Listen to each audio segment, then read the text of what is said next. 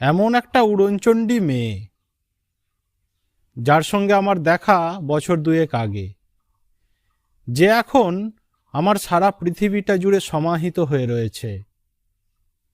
তার একটু বর্ণনা অপূর্ব দাশের লেখনী থেকে সৃষ্ট এমন একটা উড়নচণ্ডী মেয়ে অনবদ্য কবিতা থেকে আপনাদের সামনে নিবেদন করছি। এমন একটা উড়নচণ্ডী মেয়ে, চোখের কোণায় কাজল পড়ে ভারী, রাগ অভিমান ভীষণ রকম তার, শুধু কথায় কথায় আড়ি। কথায় কথায় ফোনটি কাটে, গোমরা করে মুখ। মেয়েটার কি মাথার ব্যামো, নাকি আদর কাঙাল বুক? এমনিতে বেশ কাব্যি করা মেয়ে, মানে অভিমানে বদমেজাজি হলেও জানো ভীষণ ভালোবাসতে জানে। মন খারাপে জড়িয়ে ধরে কাঁদে, চোখের কোণায় ফুরিয়ে গেলে জল। অধিকারের আঙুল তুলে বলে, সিগারেটটা কম খাবি তুই, বল।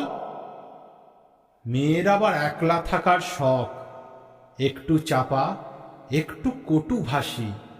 সারাটা দিন নিজের মতোই থাকে, অগোছালোতে, সেও বদভ্যাসী।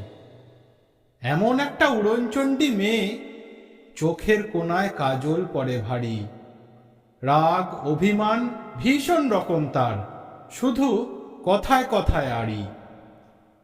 মেয়েটা তেমন খোঁজ রাখে না লোকের, কে কি বলল যায় আসে না কিছুর।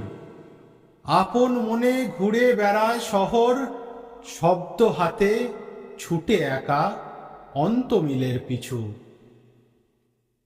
বাইরে থেকে শক্ত দেখায় ভীষণ, কঠোর হওয়ার মুখোশ পরে থাকে। বুকের ভেতর নরম মাটির ঘরে চুপটি করে কান্না চেপে রাখে। স্বপ্ন চোখে বিশ্ব ঘুরে দেখার, হাতের মুঠোয় রাস্তা আঁকে রোজ। সুযোগ পেলেই উড়ান দেবে জাহাজ, যদিও তার কেউ রাখেনি খোঁজ। এমন একটা উড়নচণ্ডী মেয়ে, চোখের কোণায় কাজল পড়ে ভারী। তেমনি একটা বাউন্ডুলে ছেলে, সেই মেয়েটার মনে গড়ল বসত বাড়ি। অনেক ধন্যবাদ। পরিবেশনাটি আপনাদের ভালো লাগলে চ্যানেলটিতে লাইক, শেয়ার এবং সাবস্ক্রাইব করে যেতে ভুলবেন না, এবং পরিবেশনা সম্পর্কে আপনাদের মতামত কমেন্টে অবশ্যই উল্লেখ করবেন।